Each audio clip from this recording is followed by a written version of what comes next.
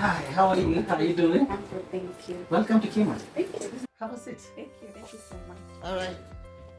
Karibu sana. Yes. I really like to do such a nice person. Yeah. You're welcome. This is where the magic happens. So, tell me more about Keyman, the name. Keyman, by definition, is a project manager. Which is essentially what I do, which means I pick up projects and check them up like they're mine, and I progress them, make sure that they're done right. And that's what Keyman is. It's just a coincidence that Keyman rhymes with my name, Kimani. I don't mind it, but I like it. Right. Yes. And the oak? And the oak really represents my values. I value strength. I value stability. I like being deep rooted in good morals. And also I like the oak because of how it produces lots of fruit for a very long time. Enough for myself, for my family, for my acquaintances and friends. Yes. Oh, and also another interesting fact is that when Abraham was promised to be the father of many nations, God met him under an oak tree. Yes. It is. I think it's Genesis 18. Okay. Yes. I will definitely look into that. All right. Okay. So how did the business come to be? I have a lot of family in the diaspora, and especially in the US. And over the years, even when I was doing other businesses, they always used to reach out to me, like, hey, Kimani, do this for me and get something for me fixed, right? I have this project going on. Can you help me on this one? Can you get me someone to do this or the other? Or I need to buy some land. Can you maybe just check it out for me? And over time, it became like something very normal. And in fact, they would tell each other, like, you want something fixed? Just call Kimani, he'll get it fixed. It moved from family, where they would even tell their friends at work, who are Kenyans, if they want something done in Kenya, they would give them their number, they would call me and be tasked to do something or the other. And over time, it became something interesting. It became more like a hobby. I would look forward to them asking me to do something for them. And I think what was driving me was the satisfaction that I used to see in their feedback or in their response, in terms of like how happy they were that some of these things happened, how easy it was for them to get those things done, and the product that coming from them, from the project. And for me, it would give me a lot of satisfaction. And that satisfaction drove me to realize, actually, this is what I want to do. This is what I want to do for the rest of my life, helping them help themselves. That's when I realized, actually, I can make this a business. Formalize the whole thing. They can now know that they're not really getting to my time. I've created time for that to be able to help them, assist them in their projects. And that's how the whole business came into being. It seems like those projects really excite you. Yes, they do. They do. Those projects give me an opportunity to travel. Those projects take me to Homa Bay, Kakamega, Mwea, Nanyuki, Nyeri, Olkalau, so many places. And what's also interesting about it is I get to meet so many people, very different backgrounds, some different cultures, different forms of architecture when it comes to the building designs and stuff. And also it gives me an opportunity to also get to see so much talent of people within the industry who have been very vital to the business over time, where now I'm able now to bring them from where I found them to other places where they can be able to put in together as we work on these projects. Okay, that's nice. And how are you able to access and meet your clients' needs? Mainly it comes from the questions I ask them and the answers they give me when they have like specific questions or needs. And over time, I found a very interesting way of actually assessing what they want and knowing what they need, I realized that most of these investors usually just need to answer 4 questions. And the questions is what do they want, where, and if they have specifications of what they want to do, and if they have somebody to help them do it. Let me show you. You can see from the diagram of the quadrant, most of the needs of the client mainly fall within these 4 questions. That is, what, where, whether it's based on a specification, or who to do, the personnel. And people come to us when they cannot answer one of the 4. It's very rare to have someone who does not have all 4, but you have seen a combination of 2 or 3. For example, you've seen a client who inherited land, but they do not know what to do. They have no specifications on what to do on it, or who even to do it. So now you can see that's a very unique scenario.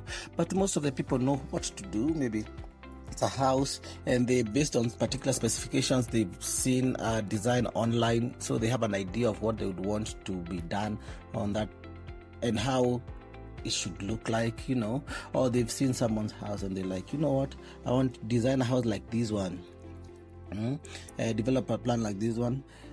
On the who to do it, there's sometimes some very unique request. I want my brother to do it for me. I want to give him some work. Or there's this company online I want to work with. They seem to be doing some very interesting jobs. Or even, I don't want to have this project involve any family. Like keep it private. So the questions that help us understand the client needs are very diverse, but I think we are able to hack them pretty well. So tell me, Keyman, what can you say sets you apart from the rest? I would say I provide a service of convenience, where I help my clients achieve their dreams, even though they are not physically present. I'm available to the unavailable. So I have the time for them to be able to go to where they need me to, do what they need me to do. And also, what else I have is I have a pool of experts in various sectors of this industry. I have architects, I have engineers, I have landscapers, I have masons, I have plumbers, I have electricians who I've worked with before, and I've put them together in a pool who can be able to help me in any project that I need them in a very short time. In that time also, I've been able to know which doors to knock, and the people to talk to open doors for me. If they can't open the doors for me, they can send me to someone who can open those doors for me. This has been critical for things like due diligence when it comes to land issues, or approvals for building plans, or even advice on maybe interesting processes like change of use and all those kind of things that maybe need some some government offices to do some approvals or give some guidance.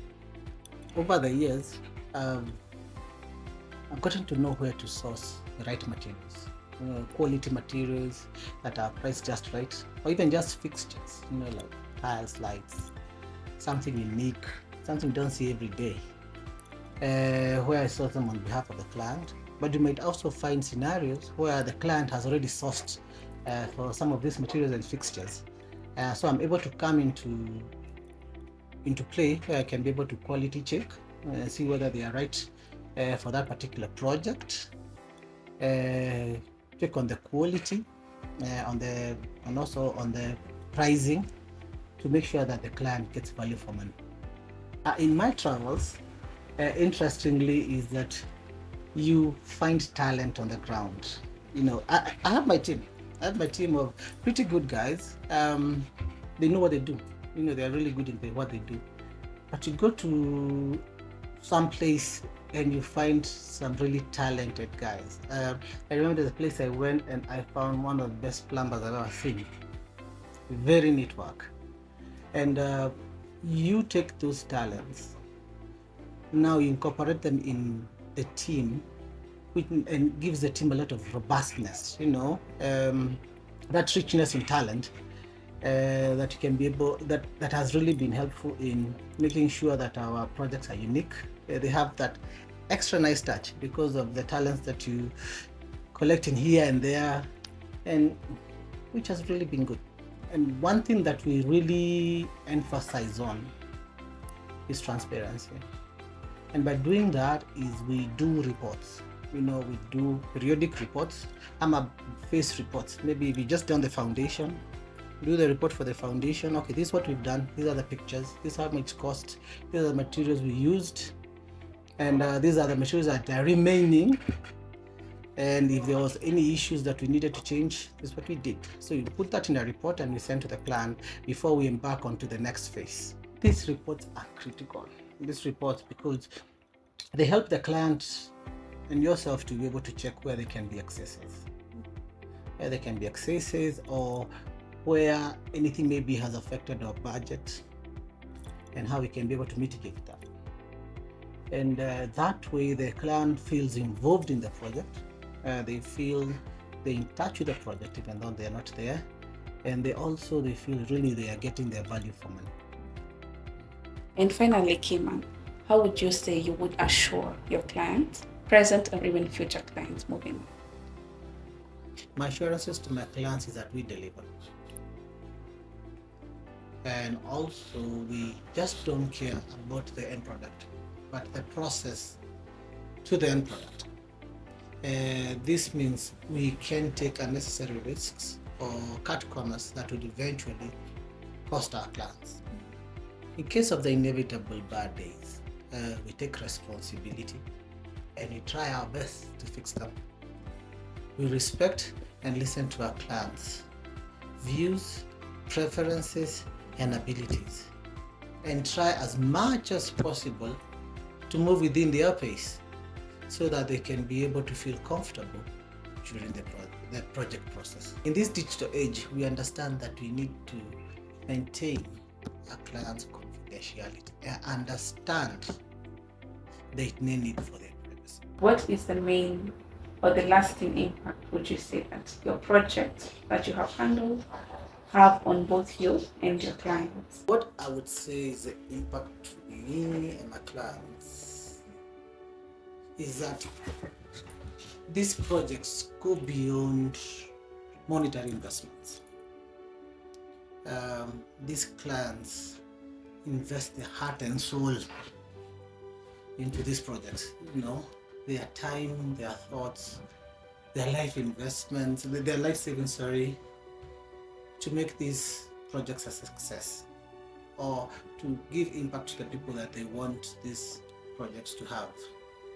And at Keyman, we understand this and we appreciate that during these projects, we really invest in relationships with these clients. Try our best to fit into their shoes and work with them all through the project. Because we understand as Keyman, we need to cultivate a foundation of trust, transparency, and accountability. And beyond this, we've seen where these relationships go beyond the project itself, even after the project completion, and they lead to very meaningful friendships. Some of our clients are still very good friends. We always up and about on a lot of banter here and there, enjoying ourselves, sharing pictures of how the project was and reminiscing on how the project was. And it's also good for us because they also give us referrals and they give a good word out there about what we did for them. And I believe some of these clients will end up being lifelong friends. Thank you so much for sharing that, Kimani. The level of commitment you have towards this is quite significant, as clients are requesting so much, as you said, both financially and emotionally. And it's important that they have capable hands walking them through their projects. With that said, I do wish you all the best and thank you so much for having me. Have a great evening. Thank you very much. Thanks for coming. Thank you.